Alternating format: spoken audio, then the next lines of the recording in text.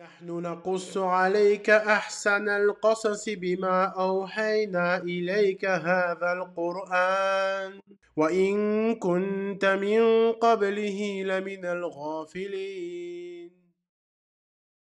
Assalamu alaikum, bienvenue sur ce nouvel épisode sur notre noble prophète, alayhi salatu wassalam. Tous les prophètes ont été dotés de miracles et les miracles de notre noble prophète, alayhi salatu wassalam, sont nombreux et variés. Certains estiment qu'ils atteignent 1000, d'autres 3000 et d'autres moins. Cependant, il n'existe aucune preuve pour fixer un nombre précis.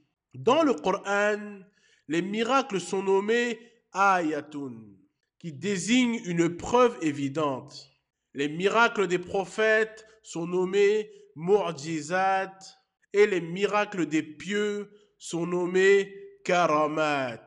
Parmi ces miracles, certains se sont déjà produits et ont pris fin, tandis que d'autres perdurent jusqu'à ce qu'Allah en décide autrement. Le plus grand miracle, le signe majeur de la prophétie du prophète alayhi salatu wassalam, est le Coran. Ce signe permanent et éternel qui ne subit ni altération ni changement. Le Coran est miraculeux à plusieurs égards. D'un point de vue linguistique, Allah a défié les maîtres de l'éloquence parmi les Arabes d'apporter ne serait-ce qu'une seule sourate semblable. Et ils ont été incapables de relever ce défi. Le Coran est aussi miraculeux par les informations qu'il contient sur l'avenir, sur le passé et sur le présent. Des informations qui se sont réalisées comme Allah nous les a annoncées. Lorsqu'Allah nous dit dans la sourate Ar-Rum, Alif Lam Mim, les Romains ont été vaincus. Ce verset s'est réalisé exactement comme Allah l'a annoncé après la mort du prophète alayhi salatu wassalam. Le Coran est également miraculeux par ses législations parfaites qui guident l'humanité vers le droit chemin, par ses informations sur les secrets de l'univers, des connaissances que la science moderne découvre progressivement jour après jour, et qu'absolument aucune information révélée dans le Coran à ce jour n'a été démentie, avec des preuves matérielles ou scientifiques. L'année de la naissance du prophète alayhi salatu wassalam était une année de grande sécheresse, et Halima as-Sa'diya était dans une situation de grande pauvreté. Leur monture était épuisée et leur maigre provision de lait ne leur suffisait pas à nourrir leur propre fils. Dans la tradition arabe, les familles de la noblesse mécoise confiaient leurs nouveau-nés à des nourrices issues des tribus bédouines afin qu'ils grandissent dans un environnement sain et pur. Halima as-Sa'diya faisait partie des nourrices qui se rendaient à la Mecque pour prendre en charge un enfant. Halima espérait trouver un enfant issu d'une famille riche afin d'obtenir une bonne récompense. Cependant, les nourrices refusaient de prendre en charge un orphelin car elles espéraient être bien récompensées par le père par la suite. Halima accepta de prendre en charge le jeune Mohammed malgré son statut d'orphelin, par compassion et parce qu'elle ne voulait pas repartir les mains vides. Dès qu'elle prit le jeune Mohammed dans ses bras, Halima remarqua immédiatement que cet enfant était spécial. Lorsqu'elle l'allaita, elle sentit le lait couler en abondance, alors qu'auparavant, elle peinait à nourrir son propre fils. Le jeune Mohammed et le fils de Halima burent à satiété et s'endormirent paisiblement. Le mari de Halima, Harith, alla voir leur vieille chamelle qui n'avait presque plus de lait à cause de la sécheresse. À sa grande surprise, il la trouva avec une abondance de lait. Il en but avec Halima et ils passèrent leur première nuit avec le jeune Mohammed dans un confort qu'ils n'avaient pas connu depuis longtemps. Le lendemain matin, Harith dit à Halima, par Allah, nous avons pris un enfant béni. De plus, leur âne, qui jusque-là était fatigué et lent, retrouva une vitesse et une vigueur inhabituelles. À leur retour dans leur tribu, leurs troupeaux, qui souffraient de la sécheresse, commencèrent à produire du lait en abondance, contrairement aux troupeaux des autres membres de la tribu.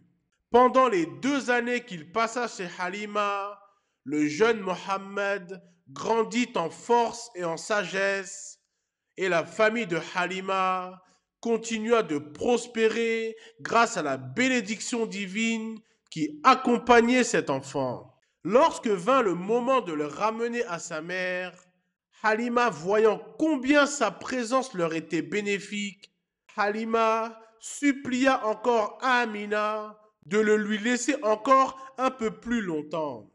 Amina, la mère du prophète alayhi salatu wassalam, accepta et le jeune Mohammed vécut chez Halima jusqu'à l'âge de 4 ou 5 ans. Jusqu'à ce qu'un jour, alors qu'il jouait avec son frère de lait, 2 hommes vêtus de blanc descendirent du ciel et s'approchèrent de lui. Il s'agissait de l'ange Djibril et d'un autre ange envoyé par Allah. Ils l'ont couché doucement sur le sol. L'ange Djibril ouvrit sa poitrine, il en sortit un extrait de caillot noir et dit « Ceci est la part du shaitan en toi ». Ensuite, il lava son cœur avec de l'eau de Zemzem contenue dans un récipient en or, puis il remit son cœur à sa place avant de refermer sa poitrine. Cet événement laissa une fine cicatrice sur sa poitrine qui resta visible tout au long de sa vie. Dès son plus jeune âge, Allah préparait son prophète à recevoir la révélation et à accomplir sa noble mission. Le même événement s'est produit avant le voyage nocturne du prophète alayhi salatu wassalam. Un jour, l'ange Jibril demanda au prophète alayhi salatu wassalam s'il voulait voir un miracle. Le prophète alayhi salatu wassalam répondit oui et Jibril lui dit « Appelle cet arbre ». Le prophète alayhi salatu wassalam appela l'arbre qui se déplaça jusqu'à se tenir devant lui. Jibril lui dit alors « Ordonne-lui de retourner à sa place ». Le prophète alayhi salatu wassalam le fit et l'arbre retourna à sa place. Le prophète alayhi salatu wassalam dit alors « Cela me suffit comme preuve ». Lors d'un voyage, le prophète alayhi salatu wassalam voulut s'isoler pour satisfaire un besoin naturel. Il aperçut 2 arbres et alla vers l'un d'eux, prit une branche et lui dit « Viens à moi par la permission d'Allah ». L'arbre se déplaça comme un chameau obéissant. Il fit de même avec l'autre arbre et les 2 arbres se rapprochèrent pour former un abri. Une fois son besoin terminé, le prophète alayhi salatu wassalam leur dit de retourner à leur place et ils obéirent. Un jour, un homme d'une tribu vint voir le prophète alayhi salatu wassalam et lui demanda « Montre-moi un miracle ». Le prophète alayhi salatu wassalam lui indiqua un arbre et lui dit « Appelle cette branche ».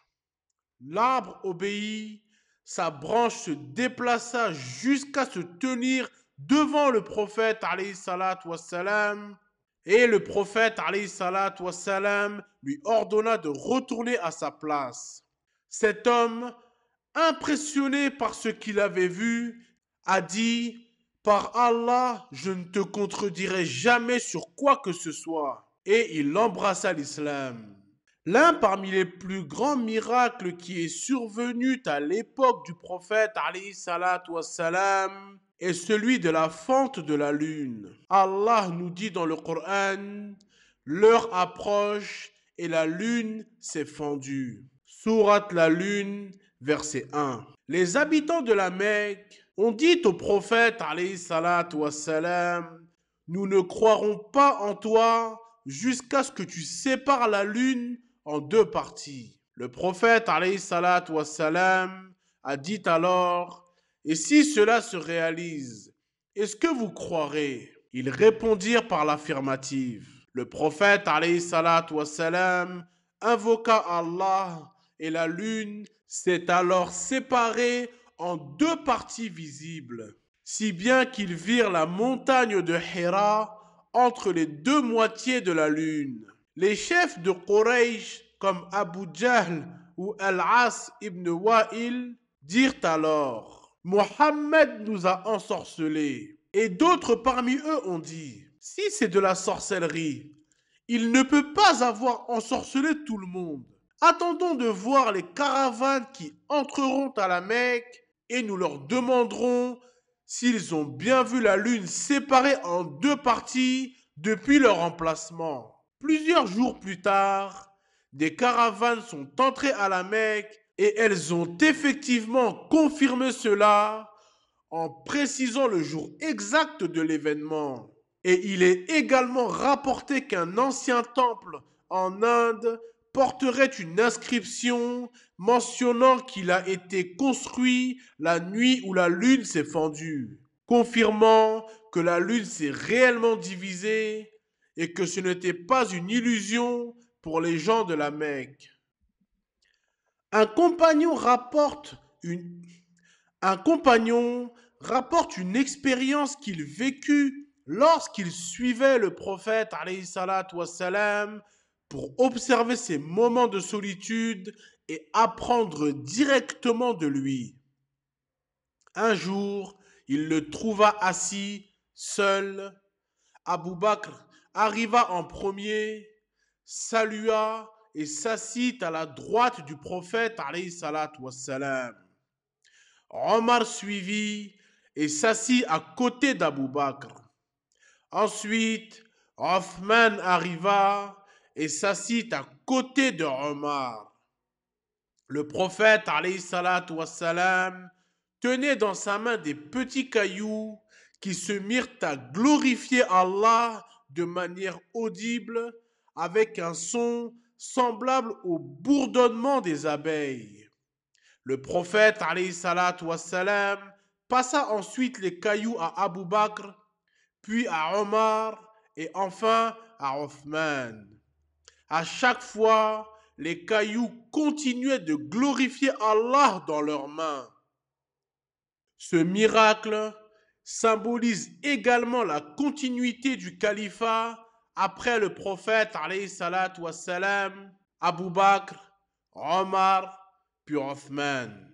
Abu Bakr rapporte qu'un jour, alors qu'il était avec le prophète alayhi salatu wassalam dans la région de la Mecque, aucun arbre ni aucune montagne qu'il croisait ne manquait de saluer le prophète alayhi salatu wassalam en disant Assalamu alayka ya Rasulallah.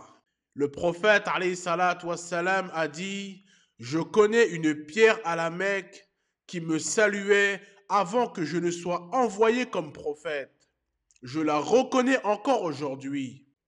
Et lors de l'émigration du prophète alayhi salatu wassalam avec Abu Bakr, pendant qu'ils étaient dans la grotte de Thawr, qui se trouve en périphérie de la Mecque, des poursuivants de Quraysh sont arrivés jusqu'à l'entrée. Abu Bakr, pris de peur, chuchota. Ô messager d'Allah, si l'un d'entre eux regardait à ses pieds, il nous verrait. Le prophète alayhi salatu wassalam le rassura en disant ne t'inquiète pas, Allah est avec nous. Que dis-tu de deux hommes dont le troisième est Allah?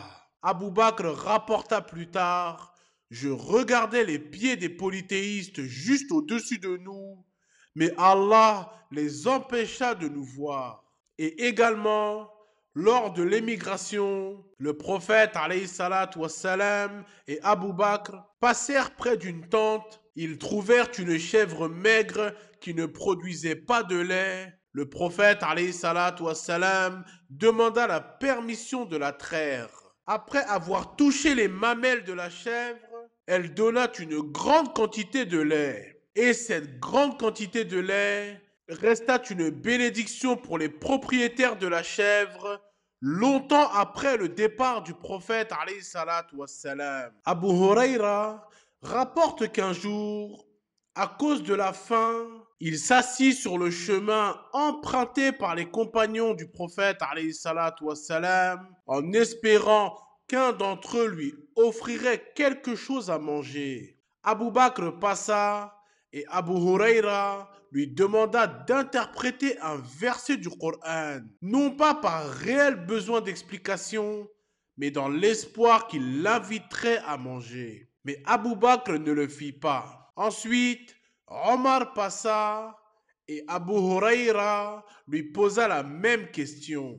Mais Omar ne l'invita pas non plus. Enfin, le prophète alayhi salatu wassalam passa et il comprit immédiatement le souhait d'Abu Huraira. Il dit: ô Abu Huraira, viens avec moi. Abu Huraira le suivit jusqu'à chez lui et le prophète alayhi salatu wassalam souhaitait offrir un bol de lait à Abu Huraira. Et le prophète alayhi salatu wassalam lui dit: va appeler les gens de Soufa, ses compagnons pauvres qui vivaient dans un espace dans la mosquée du prophète alayhi salatu wassalam.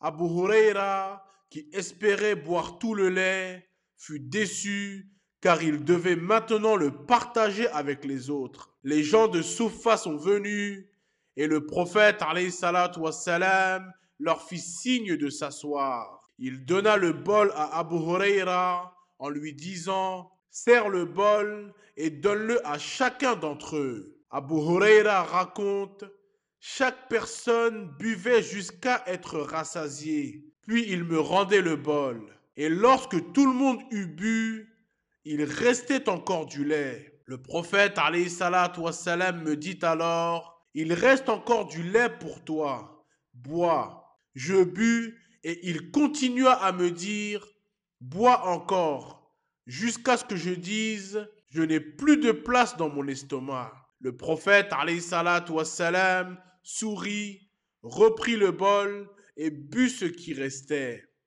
Un jour, alors que le prophète alayhi salatu wassalam et ses compagnons creusaient le fossé, le prophète alayhi salatu wassalam a nourri des centaines de personnes avec un plat de pain d'orge et une petite chèvre. Jabir ajouta: ils mangèrent à satiété et la nourriture restait intacte. Une autre fois, le prophète alayhi salatu wassalam et Abu Bakr furent invités à un repas qui ne suffisait initialement qu'à 2 personnes. Par la bénédiction du prophète alayhi salatu wassalam, cette nourriture nourrit 80 personnes.